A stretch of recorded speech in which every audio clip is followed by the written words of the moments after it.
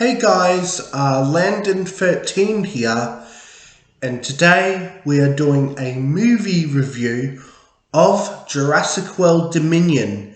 This is basically the sixth Jurassic Park film in the franchise and the third and final film in the Jurassic World trilogy, basically wrapping up this trilogy in a nice neat bow.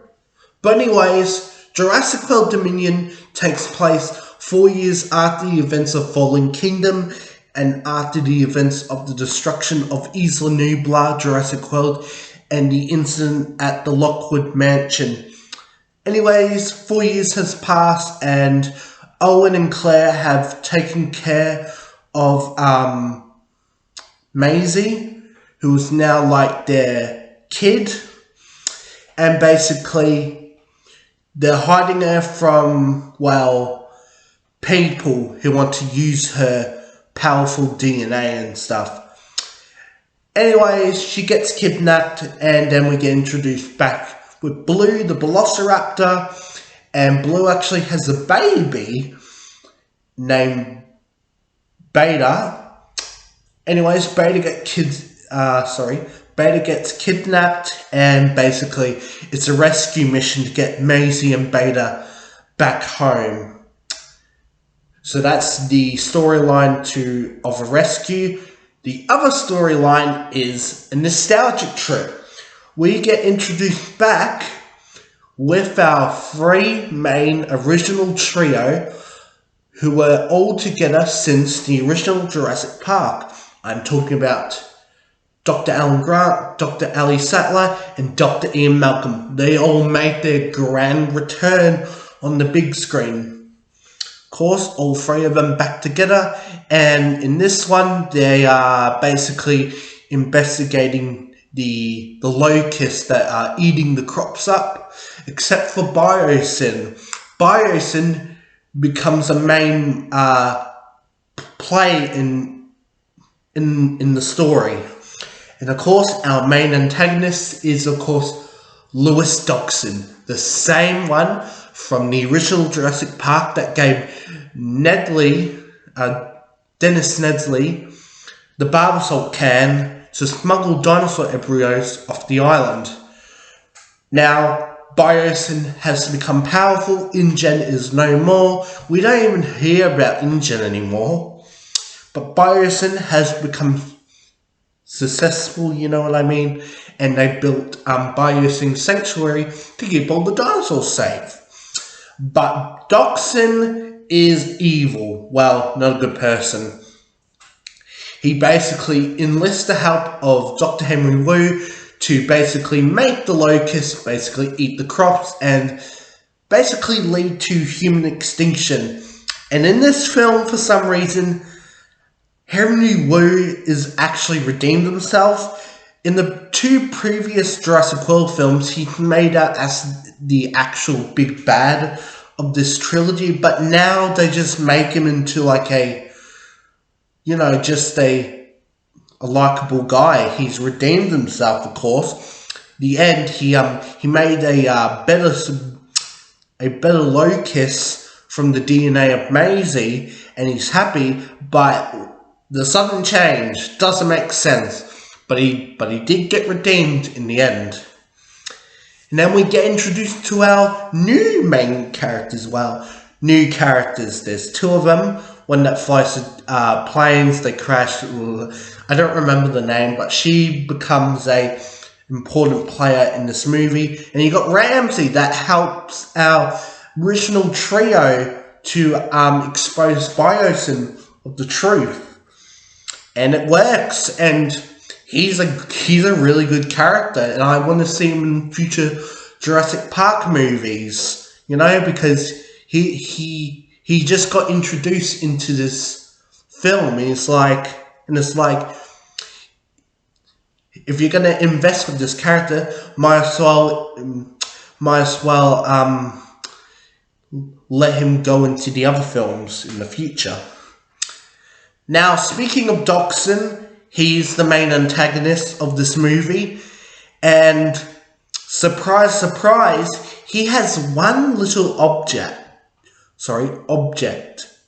One thing that's really important, he got the bar of salt can that Dennis Nedley failed from Easel Nublar. He has it, we don't know, but the questions and answers have already been revealed in Jurassic World Camp Cretaceous Season 5, and how he got it, and he actually dies the same way as Dennis Nedley by Dilophosaurus's. He loses the bar of salt can and he gets killed.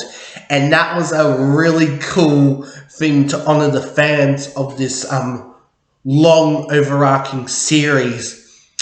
Speaking of fan favourites, the Dilophosauruses are back.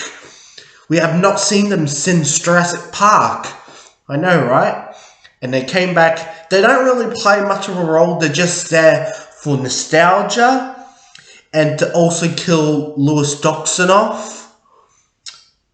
And it's just, wow, very good. We also get introduced to some new dinosaurs, like the Giga, who is like this really threatening dinosaur. And he died. Well, basically the dino dies at the end with the dino with the long claws and our fan favorite T-Rex teaming up to kill it.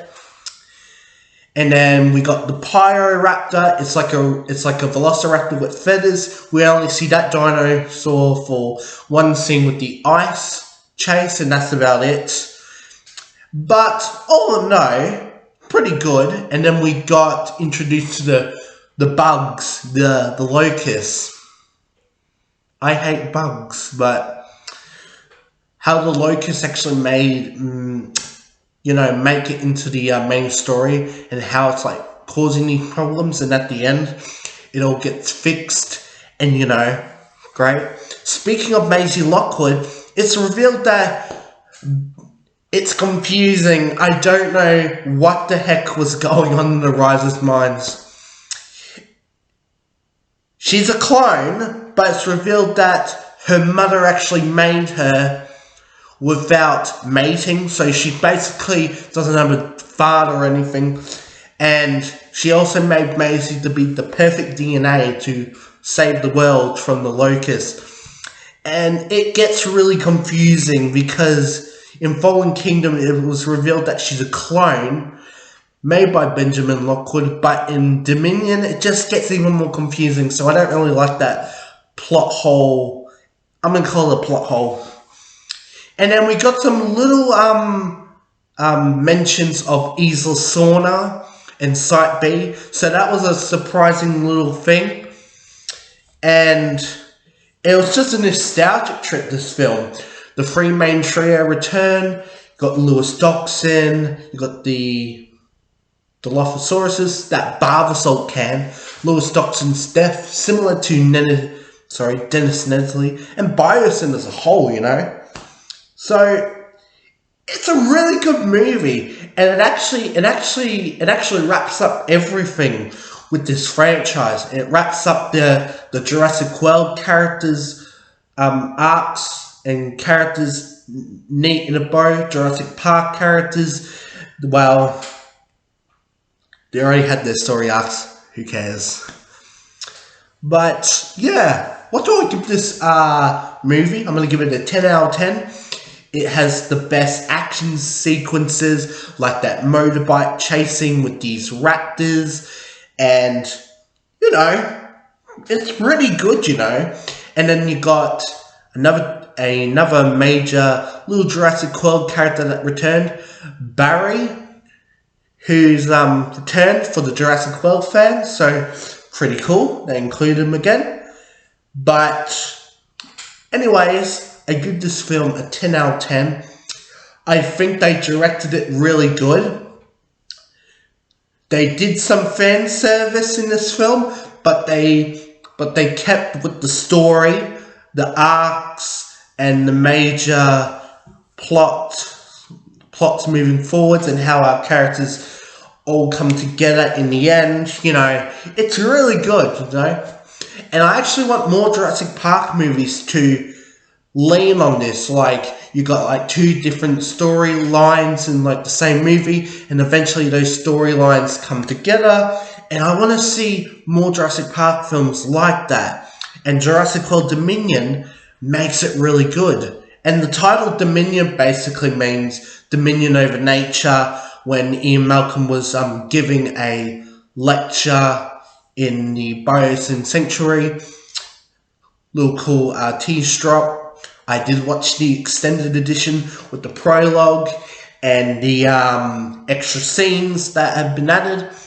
But although a really good film, it wraps up Jurassic World trilogy as a whole, and we can and basically we can experiment with the Jurassic Park universe with the dinosaurs now being all free.